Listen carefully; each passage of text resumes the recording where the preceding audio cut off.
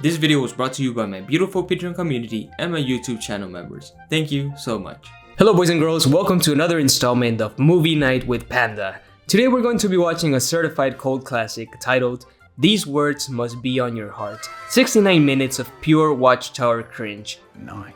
Released in 2014 to widespread critical acclaim, These Words Must Be on Your Heart tells the story of Roman, a JW father of 3 who spends a lot of time at work. But Roman notices that his children are not taking his religion seriously. Will Roman be able to turn things around and save the spirituality of his family? Or will he watch his children fall off into Satan's world? Keep watching to find out. You know, as always, we're doing the cringe challenge, so if you cringe, you lose, and when you cringe, let me know the exact moment you lost it. Are you ready? Let's get into it. So just a little bit of context before we start. I'm sure many of you still remember, but back like 10 years ago, we used to have what's called a book study, which was one day out of the week when you got together with a small group from your congregation, usually around 15 people. You got together in someone's house to study a Watchtower publication for like an hour. There was no singing, no assignments. It was more like a Bible study group. A much more pleasant experience than going to the Kingdom Hall. Despite it being an indoctrination session, there was still a nice sense of community to it all, especially when the brothers pulled out the coffee and snacks at the end. This book study was the closest this religion ever got to biblical Christianity. You know, believers coming together in someone's house to worship God. Well, Watchtower got rid of the book study like 10-15 years ago and replaced it with family worship. JW parents are expected to get together once a week with their children to study the Bible or perform some Bible-based activity. What you did in family worship depends on the age of your children, but you could do Bible charades or build Noah's Ark or make a life-size Goliath cutout which you can knock down with a soccer ball or something silly like that. You get the idea. Get your kiddos riled up for your desert storm god. Ever since 2014, Watchtower has been pushing hard on family worship, since they know it's a very effective way of indoctrinating children. Sometimes my dad would make us attend family worship when I actually want to go to bed. Bruh. It is quite annoying. That's an honest reply. Whether I'm tired or not, the consistency of having family worship is very important. It really requires discipline, because sometimes there's things that we want to do and we just know, well, family study is what's most important, so we have to give that up. And that's what this film is all about. Indoctrinating children into your doomsday cult. Enjoy! It's giving PowerPoint presentation vibes. And the sappy music. Bro, we're in for a treat. The movie makers at Bethel sure love their corny transitions.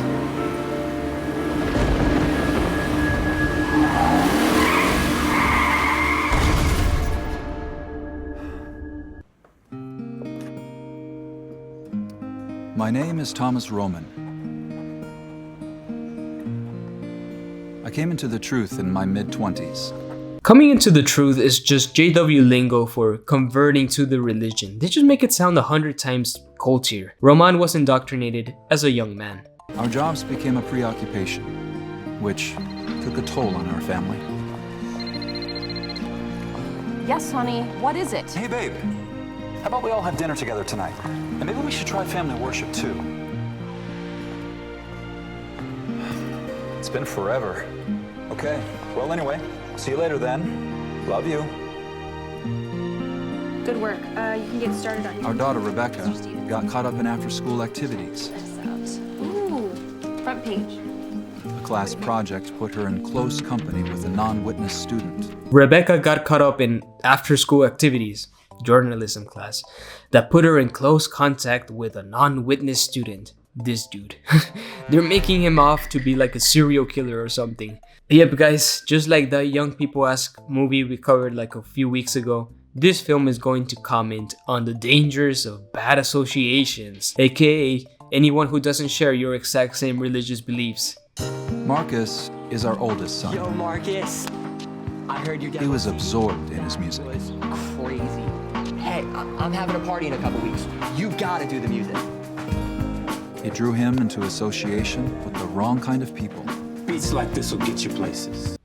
wrong kind of people and it's just two black dudes. Okay, all right. If something good happens, we'll talk money. You know this guy is evil because he has long hair and a beard. He probably partakes of the devil's lettuce too.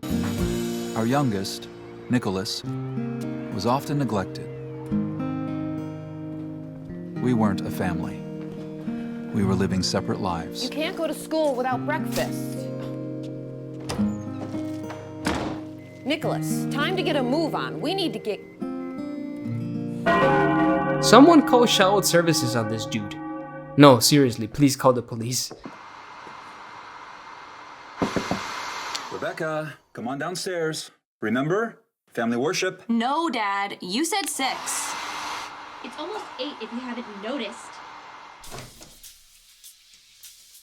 Time for family worship. Let's go. I'm busy. That's not busy. Downstairs. Give me a break. Now.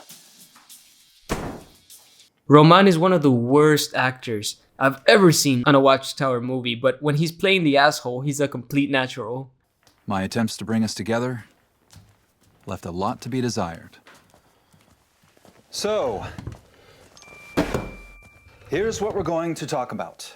Why it's important to have a regular family study so that all of us can rely on Jehovah.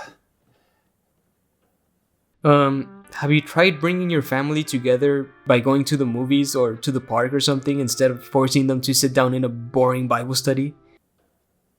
What? What would you know about that? Rebecca. I break my back so that you won't have to struggle the way I have. You're never here. You usually work till 9 or 10 at night, and then you sit there watching TV and go to sleep. Well, that's what Satan's system does to you. Just wait until you get into the working world. You'll see. So, as usual, I don't know what I'm talking about. Rebecca, stop it. Your father and I are doing the best that we can. Oh, really? This is pointless. Young man, you stay right where you are. Sorry. I'm just overwhelmed by the peace and spirituality of this family. Marcus! Let him go, Thomas. I have to go to the bathroom. What just happened here? It's not your fault, Thomas. These teenagers are out of control. I'm exhausted. This film wants us to feel sympathy for Roman, even though they haven't given us a reason to. All we've seen him do is have a PTSD flashback from his youth, and him lashing out at his family for no apparent reason. So why should I feel sad when his plans don't work at all? Hey, buddy. Hi, Daddy.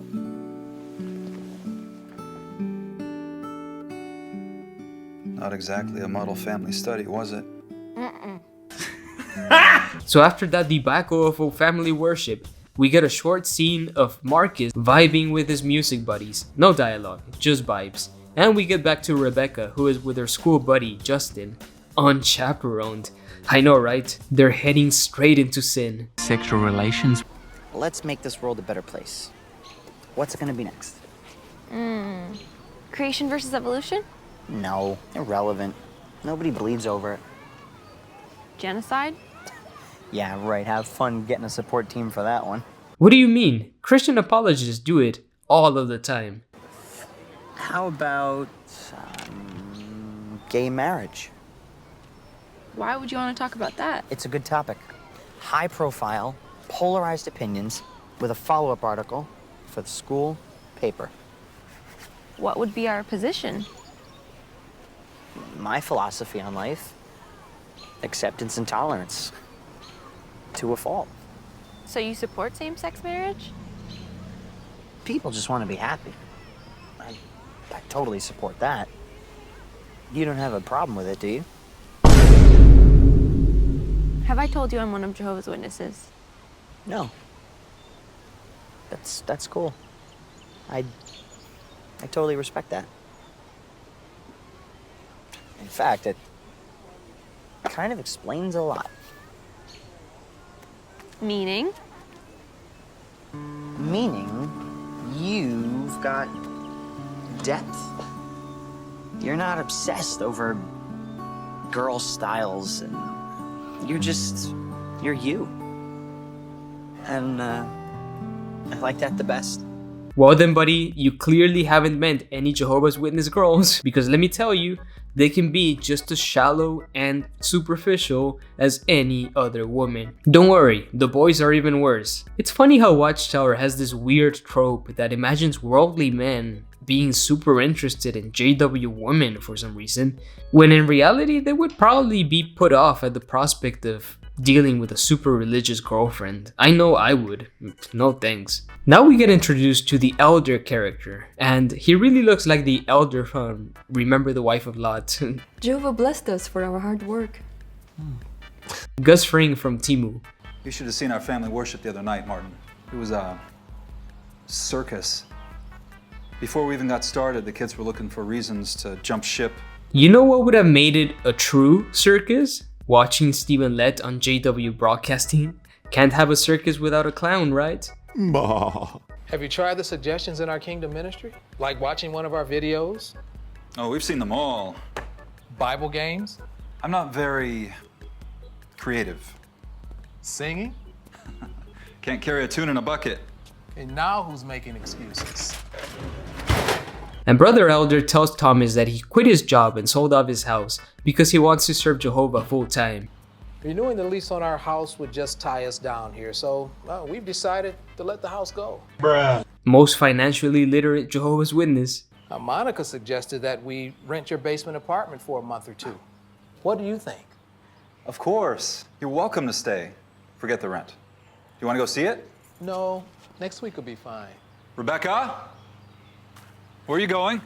To a friend. Who? Dad, stop treating me like I'm 10. You're always embarrassing me in front of everyone. Just give me a name and say hello to Brother Barrow.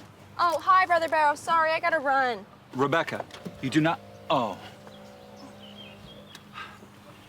You do not have permission to leave. Be careful driving. You do not have permission to leave? How old is she? 10? No wonder JW teenagers go crazy once they rebel. Also, I love how Gus Fring is just in the background, quietly judging them. He's not up to Pollo standards. Hey, Larry. Can you cover for me tonight? I gotta get out of here. The time and a half would be great, but What's your hurry? I promised the family we'd be doing something together tonight. can't tonight. I'm already committed. Sorry. Next time.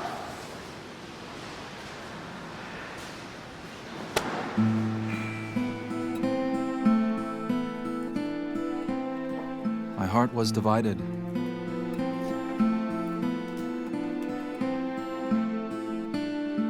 And now, I blame myself for the family failure.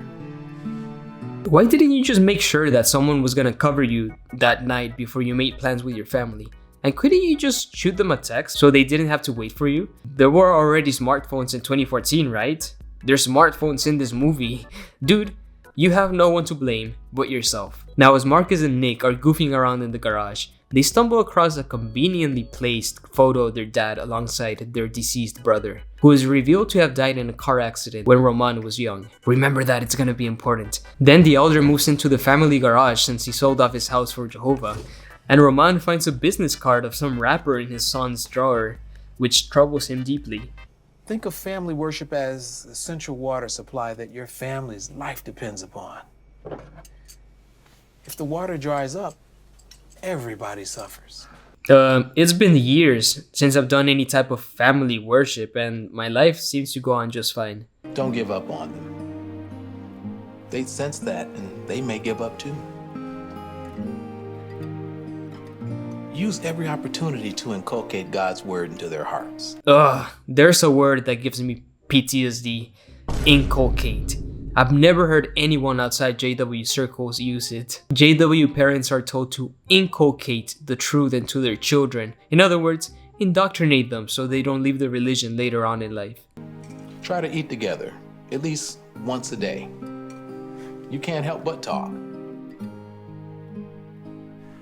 Sometimes days go by where I don't even see my kids.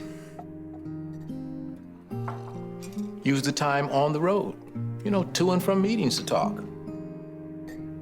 Honestly, I don't have a clue about what's going on with them. Then find out. Ask them. This advice is all well and good. I think Roman should put his kids first in his life, but the sad part is that he's doing it with the purpose of indoctrinating them instead of for the sake of drawing closer to them.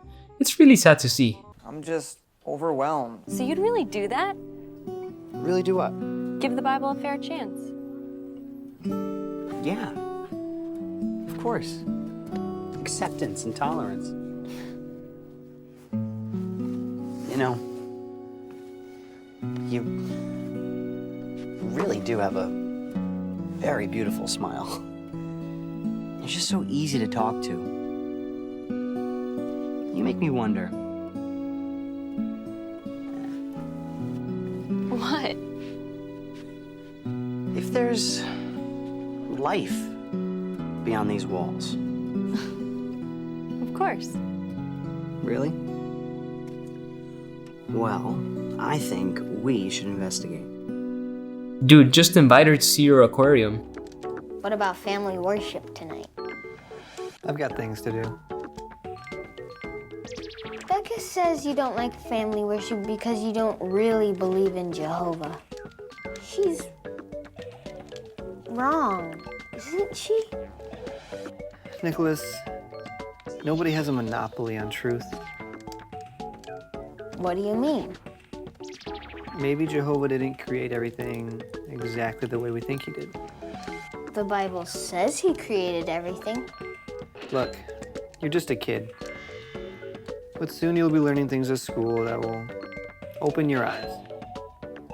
Like what? You'll find out soon enough. I gotta go. You're very wrong, Marcus. There is such a thing as a monopoly on truth. It's called the Watchtower. They are the ones who dictate reality. And if the Bible says that Jehovah created all things, then of course, it has to be true. All those pesky scientists with proof of evolution are just full of baloney. Obviously, the human race descended from a single couple 6,000 years ago. So why can't you see that, Marcus? Then we get to see Nick being introduced to his first song that's not a Kingdom melody.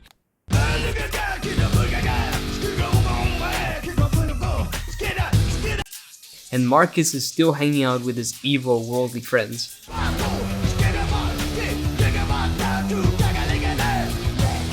I love the dramatic zoom on the bag of weed. It's like a skit straight out of The Office.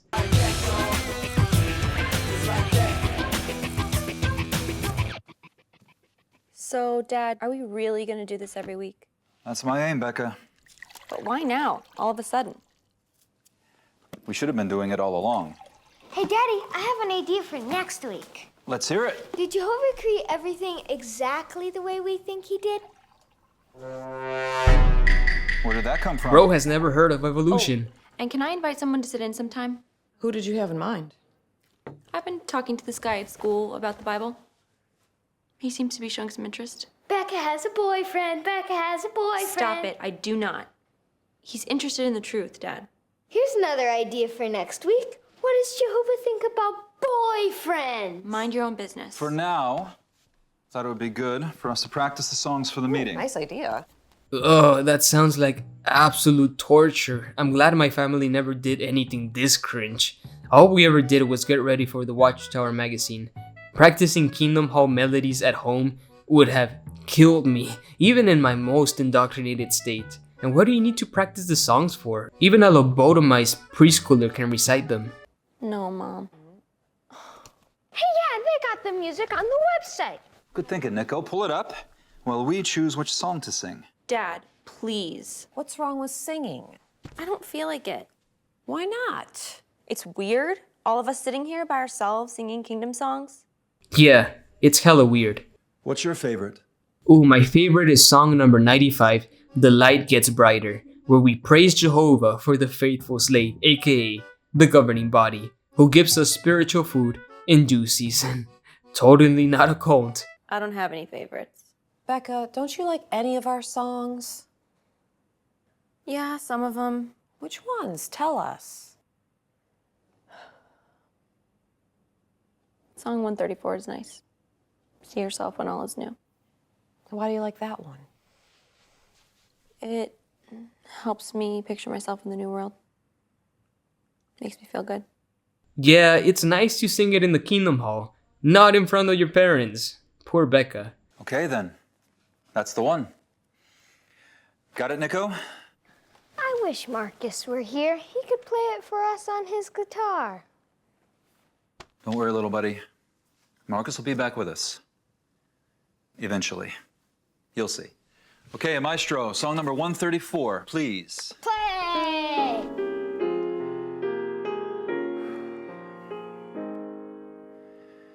Just see yourself, just see me too. Just see us all in a world that is new.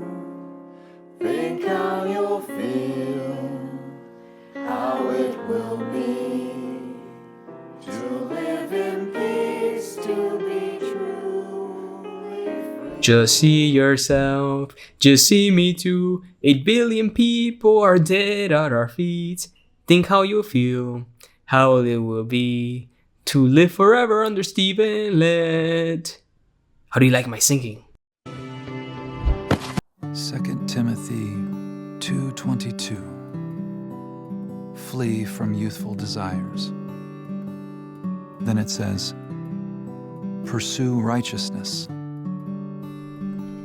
along with those who call on God. Meaning with fellow believers, not a boy of the world. This movie is so corny, man. A boy of the world. Might as well call him evil, worldly heathen. Carries the same sentiment. You really want to know what I want in life? What I feel? Of course. What's the matter? Nothing. You can talk to me, sweetie. Nothing. Everything is fine. Roman acts like an alien in a flesh suit. Oops, daughter didn't respond accordingly. Bring hands towards forehead. Beep boop beep boop. Oh wait, no, that's a robot. Is this the boy you wanted to invite over? Rebecca, remember we talked about boyfriends just the other night? Did it make sense? No, Roman, it didn't make any sense. Your constant demonization of worldly boys doesn't reflect reality. Does Jehovah's point of view matter? Your mother and I only want to protect you. He's nicer and more open-minded than some of the brothers at the hall. I think bro just keeps emoting on accident. He just needs our help. Becca, think. Think, Mark! If your heart's already involved, then it just makes it more difficult to know whether he loves Jehovah and the truth or if he's just after you. So you don't want to help him? You're my priority. I'm your father. I can't stand by and watch you get hurt. He cares about me. So do I. Rebecca, don't you see what's happening to your heart? I don't think you want to know. What's up with fathers in Watchtower movies scolding their daughters for even suggesting they like a boy from school? And most of these boys are not even bad people, they just happen to not be indoctrinated into a cult. I can guess who that is. Who's that? Just a doctor from work. Wow, he's persistent. He's persistent? Wait, is he interested in you? I guess. When were you gonna tell me about this? There's nothing to tell. You told him no, right? I haven't. I don't. Wait, you haven't told him no? No, not yet. I've taught you better than that. You know you have to be firm from the start. It's not that simple. It is that simple, and you need to do it now. To the ExJW ladies in my audience, let me ask you, how was your experience? Did you ever fall in love with a worldly boy? If so, how did your parents react? Did they ever find out? Please let me know in the comments below. Fathers are concerned about their daughters. It's what we do. Then give Justin a chance. He is a decent guy, and he accepts me for who I am. But does he accept Jehovah's standard of what is decent? Becca, tolerance must have boundaries. Decency is the boundary for tolerance.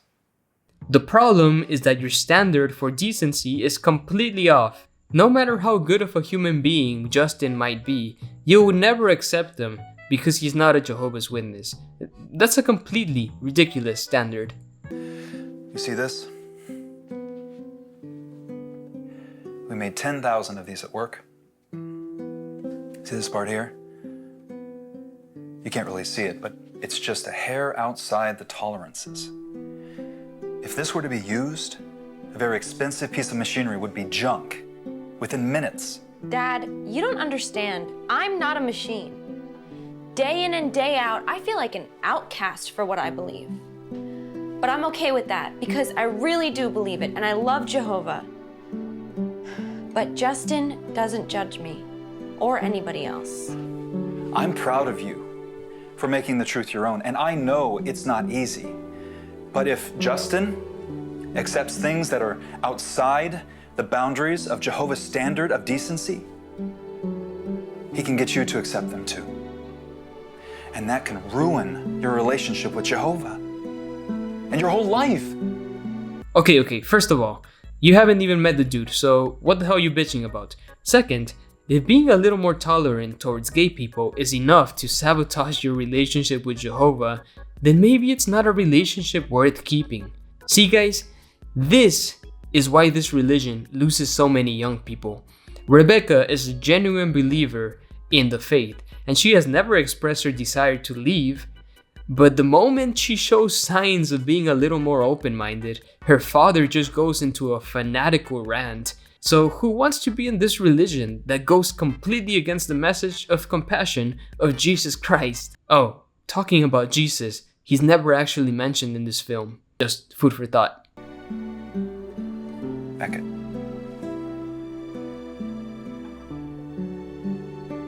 The fact that she physically draws away from her father speaks volumes. I'm telling you, someone needs to call the police on this dude. I love you, Rebecca. And if I don't do everything that I can to protect you, then I'd be more negligent than I've already been. Yep, that's all we were missing. Emotional manipulation.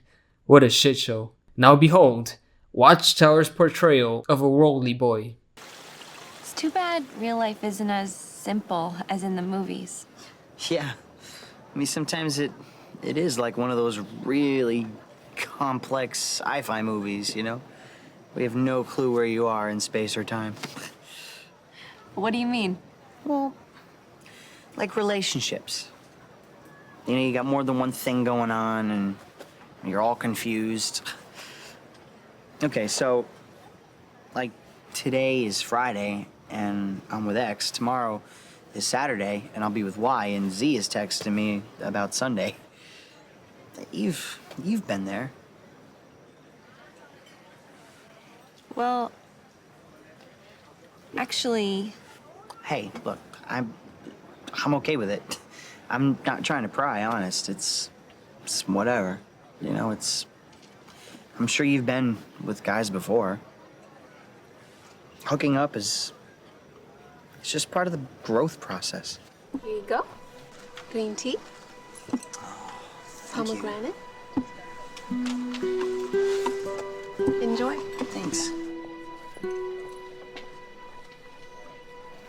Look, Rebecca, I expect you to continue growing. And I accept that. Acceptance and tolerance. And you'll do the same for me, right? I just can't with this, man. Watchtower really thinks that all worldly men start talking about their body count and about hookups immediately at the beginning of a date. You know what we would call someone like this? A dumbass. When I think you're an idiot. So now Gustavo Fring and Roman are out bothering their neighbors, and the elder just shares the most contradicting piece of advice he could think of. Well, Thomas, at the end of the day, each one is going to have to decide for himself whether he's going to serve Jehovah or not. But if we do our part to help them make wise decisions, Jehovah will do his part. So which one is it, Brother Elder? Do children of JW parents decide if they're going to serve Jehovah or not? Because at first, you say they do, Then you say that if parents do a good job at teaching their children, then Jehovah will do his part, which implies he will keep them in the religion.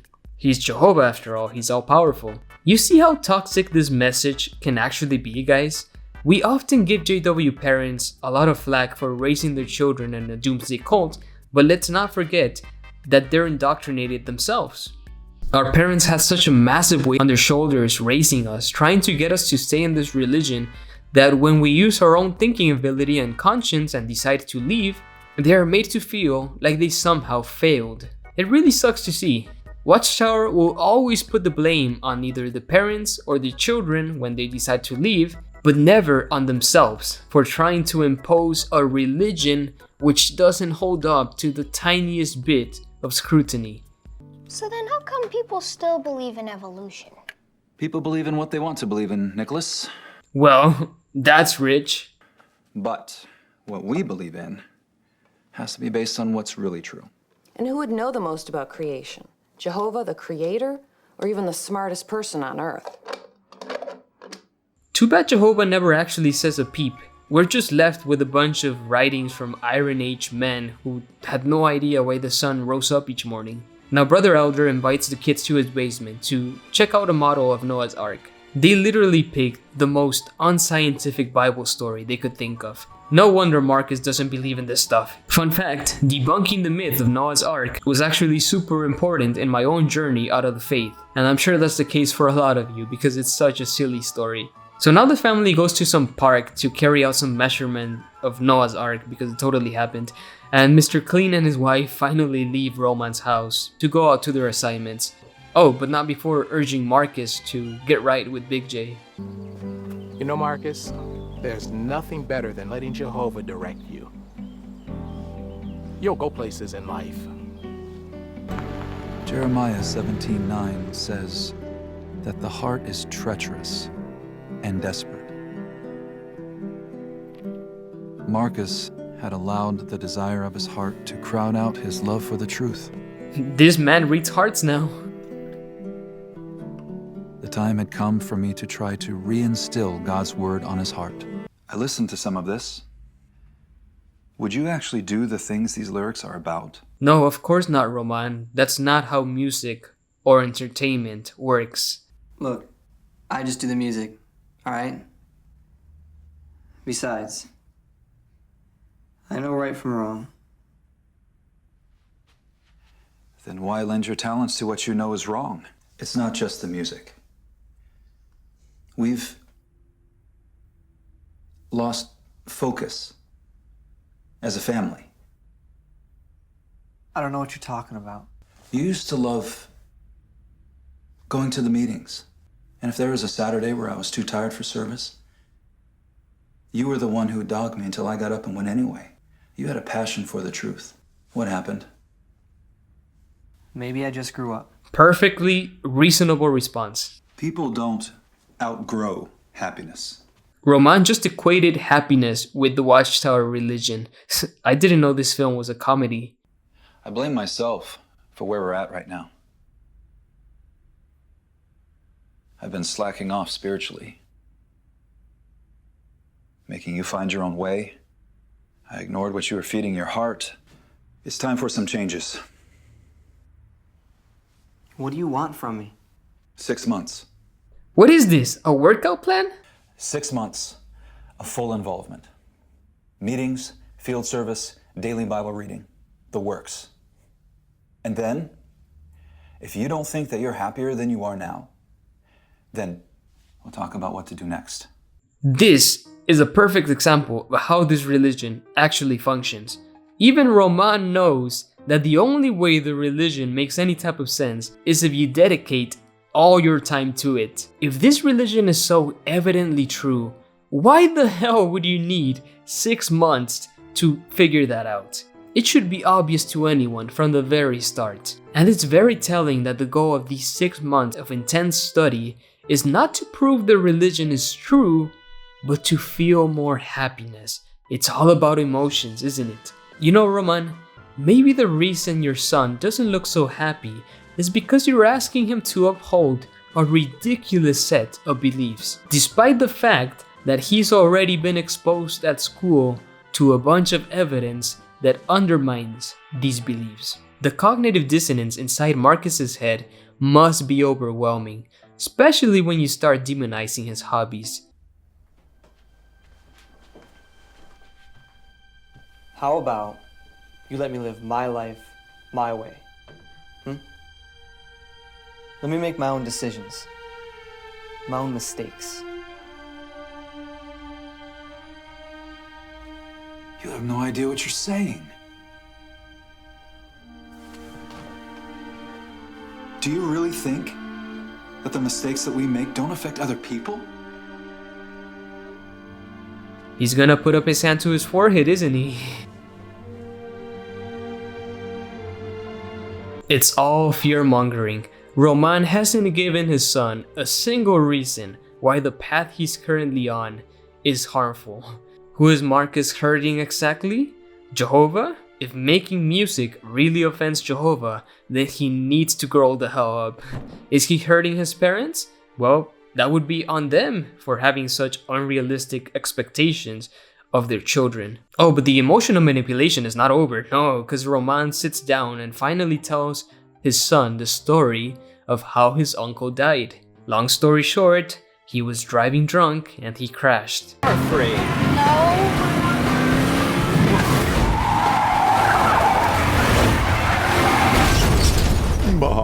Yeah, poor kid dies in the most cliche way possible. And of course, Roman uses this horrific trauma to convince his son to give the cult a chance. Well, no, actually, he doesn't even try to convince him. He just orders him to go to family worship next week.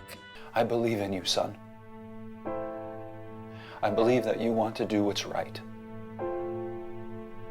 But you need to be at family worship to strengthen your relationship with Jehovah, starting next week.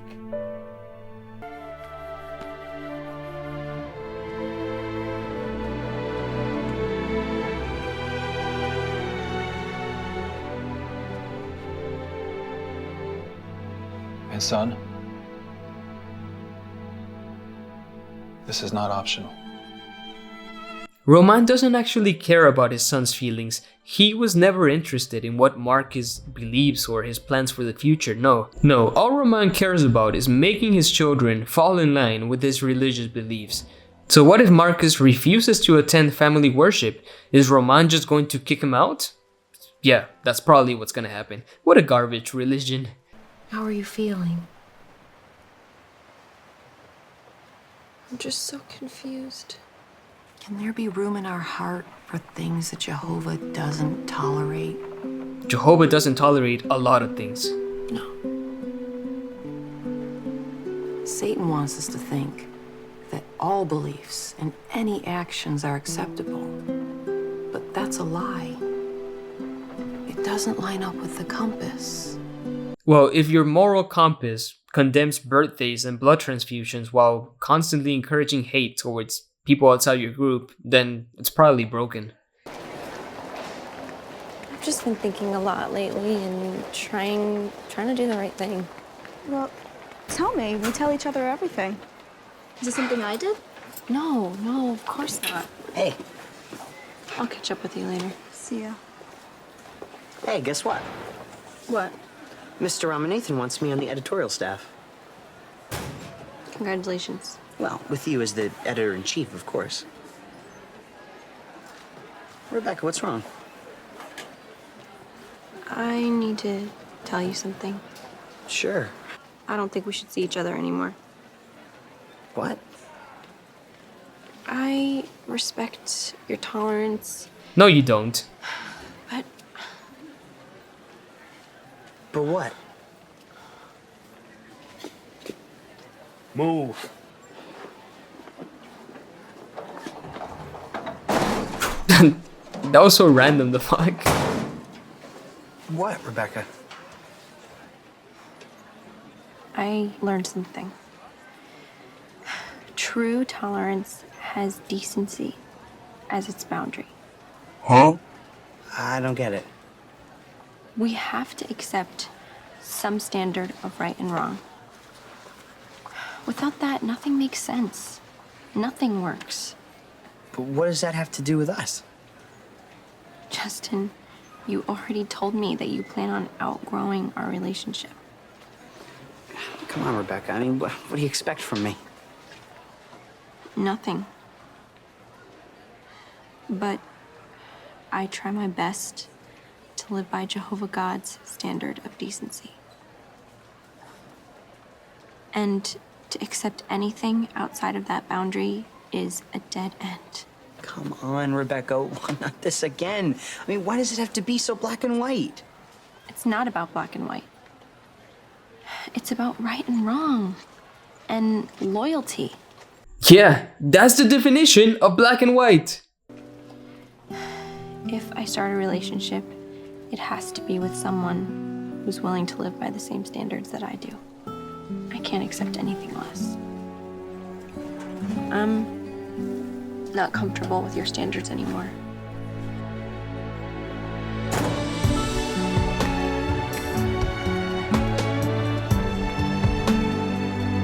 Wow, she's so epic. Walking without looking back. You know what's the one thing this scene is missing? A big explosion. Justin has to be one of the worst written characters in a Watchtower movie, and that's saying something.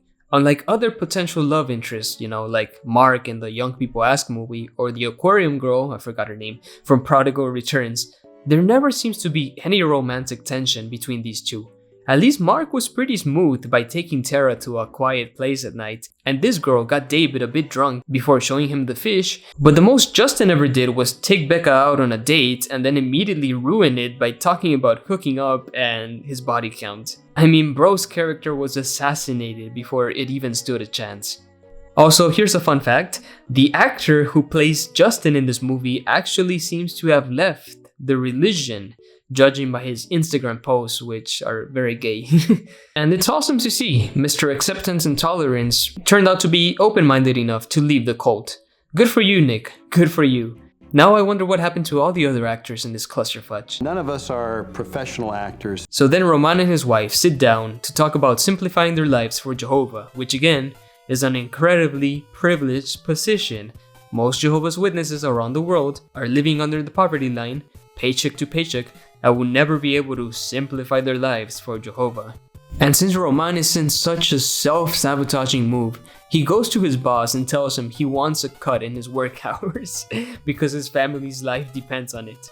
I teach my kids that money is not the most important thing in life. I have to show them that I believe it myself. You're one of my best employees. But you're jeopardizing your place here. All I want is to reduce my hours. If it means less pay, I'm willing to accept that. Okay, reduce your hours to what? What are we talking here? No more regular overtime, especially on Wednesdays and Thursdays. You're asking me to make a concession just for you, you know. You said I was one of your best employees. This dude. Why are you doing this? For my family. Are you trying to save your marriage? I'm trying to save my whole family. They need me. I wish I had done years ago what you're doing. Maybe I'd still have a family. Lily, make those interviews for a second shift mechanic. Right away, Mr. O'Connor.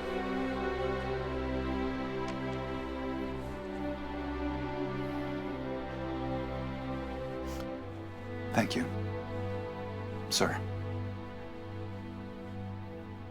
See you Monday. I just imagine some JW family head somewhere in the world being inspired by this film, then going to his boss to do the same thing, just to be immediately terminated. I can't confirm it's happened, but I wouldn't be surprised. So Max, this way. How you doing? Good to see you, man. Ready some track? Marcus, your music's queued up. All right, thanks. Hey, Buster's gonna get nasty, so make sure there's plenty of headroom. But you still may have to. Bro, does he have to get nasty? Poppy, it's about getting attention, and if it's the right kind of attention, what do you care? Here comes the cognitive dissonance. I believe in you, son. I believe that you want to do what's right. Here's Buster's revision of the lyrics. Oh man, this is going to be blazing. Then why lend your talents to what you know is wrong? Yo, Tony, this isn't really what I had in mind when I was writing these. Hey, you got this or not? There's 1,000 other guys outside dying to be in here. So you're either with it or you're not. Poppy, where you going? I'm on my way to sabotaging my career for an imaginary friend. You know, Marcus, there's nothing better than letting Jehovah direct you. You'll go places in life. Nowhere. This has taken me absolutely nowhere. Forget him. We got his beats. Yeah, just watch these dudes go incredibly viral, and Mark is missing out on $1 million deal. Okay, showtime. Becca, got your questions lined up? Yeah. All right, Nico, got the camera? Yeah. Mom, is the Bible?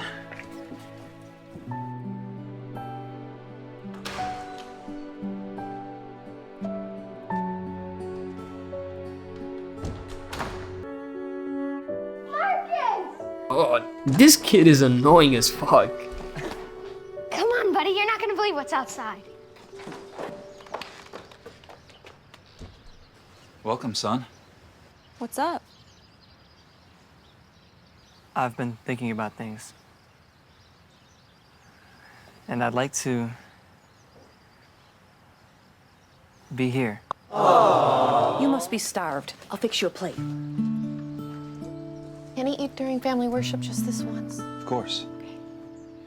Marcus, you're just in time. About to do an investigative report on David and Goliath. Becca's going to do the interview with King David. Mom's an eyewitness, and I am the cameraman.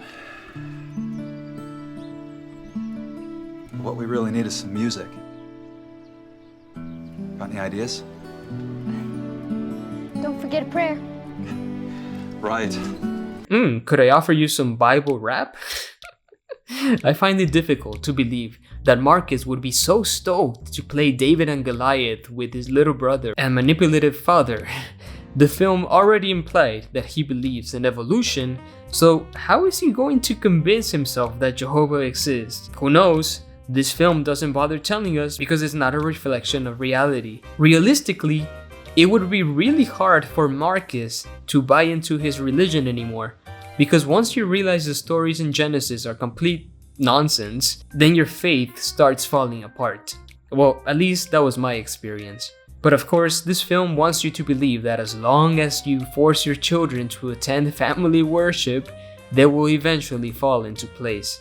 But that's not how it works, because according to our best statistics, this religion has an awful retention rate. We're talking about 2/3 of people that are raised as Jehovah's Witnesses eventually leave the religion. That is a huge number, but it's no surprise at all, because instead of trying to convince their young people to stay with evidence and research, all Watchtower does is throw out these garbage films and hope for the best. So yeah, that's not gonna stop the bleeding at all.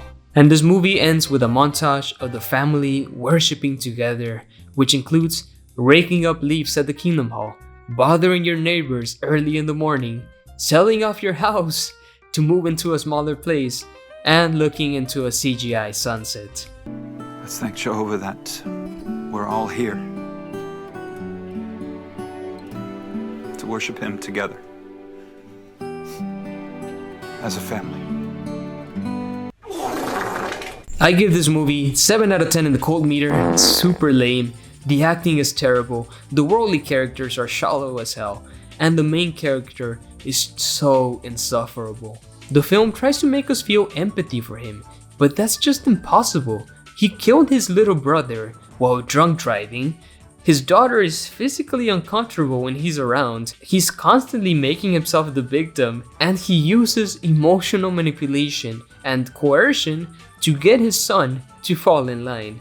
Roman has to be the worst father in Watchtower history, and in a cinematic universe with Brian in it, that's a huge feat. So guys, let me know what you thought of this movie in the comments below. A lot of you had wanted to see it. I had seen it in several comments, so I'm glad I finally got to it. Man, it sucked. It really did. But my goal was to cover every single Watchtower movie, and well, this was in the catalog, so yeah, it was fun to make, I gotta admit. So let me know in the comments below the moment you lost the cringe challenge, and let me know which movie you would like me to cover next. It doesn't have to be a Watchtower movie, just make it slightly connected to religion somehow, and maybe I can cover it in the future. Guys, if you would like to support my work, please head on over to Patreon or become a YouTube channel member. It's only $1 a month and you get early access to all my work. It really helps me to keep making these videos and to keep the channel going. Guys, without your support, none of this would be possible, so thank you so much. Take it easy guys, have a wonderful day, and stay away from the tower.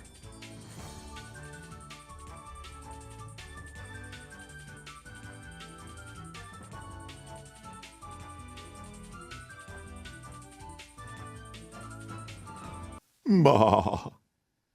Goodbye.